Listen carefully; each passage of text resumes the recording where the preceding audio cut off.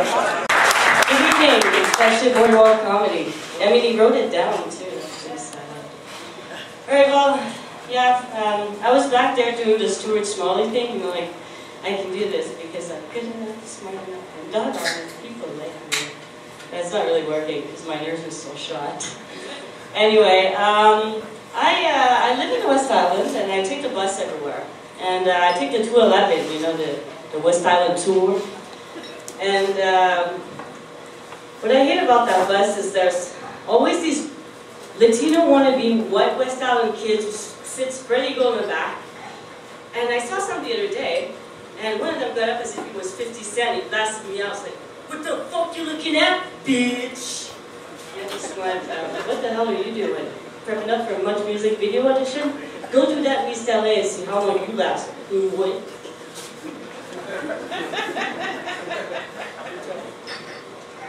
Alright, so yeah, and there's a... Alright, personally, I don't mind if someone uses their phone to pass the time, but what really gets me is that when I'm sitting by the window seat, and there's someone leaning over me, and they launch into a conversation, a monologue about their boring-ass day, and then they hang up the phone and they call another friend, and then another friend, and then another fucking friend. By the time he's done with the 8th call, I'm like, I realize how many friends I don't have. Staring at my phone, feeling friendless with her. And yeah, I could call my mom. So, yeah, I had something bad happen to me last night. I had my phone stolen. I lost my phone.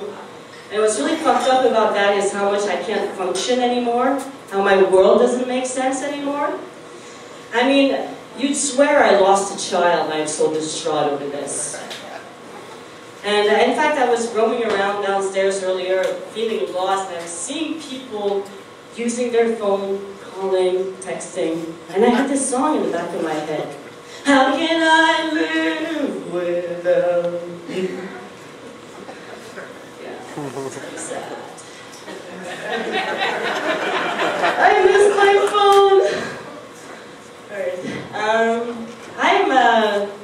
Alright, there's a new trend going around called sexting, and what's really disturbing about that is that it's mostly popular with teenage girls and Tiger Woods.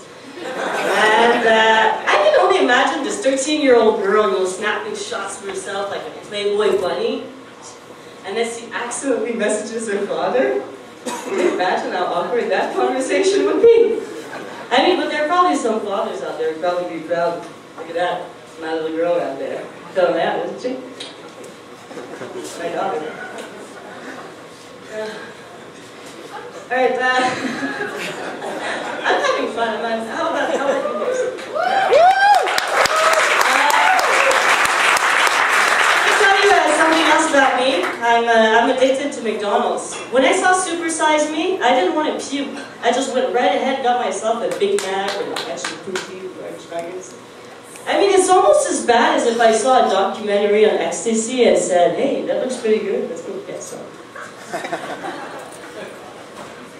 I suffer from a lack of brain filters. It's something I was born with.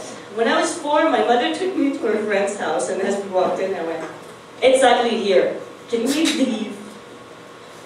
And she looked, and even today, I mean, I'll see someone and I'll be like, "Man, you look like shit," and I won't even know. It's pretty sad that things haven't evolved from the time I was 4.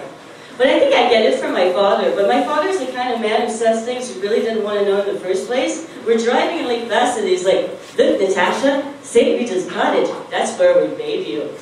I'm 14, Dad, I really didn't want to know that. Thanks for the visual. And he told me, he said, "When your mom was pregnant with you, I used to talk to you into her vaginas. Hi, daughter, it's me, your father. How you doing?" Well, thank you guys. You've been an amazing crowd. My name is Natacha. Fillion.